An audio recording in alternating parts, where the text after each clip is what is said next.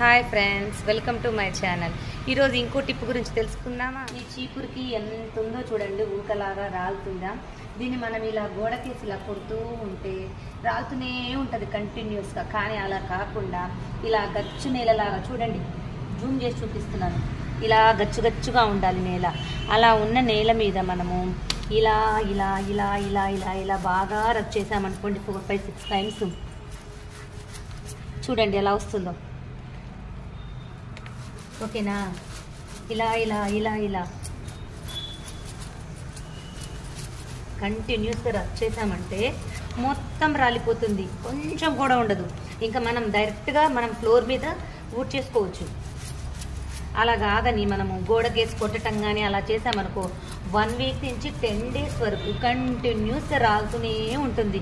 మనకు చాలా ఇరిటేషన్గా ఇబ్బందిగా ఉంటుంది కదా. చూసారా, ఇంకేమీ రావట్లేదు. ఓకేనా?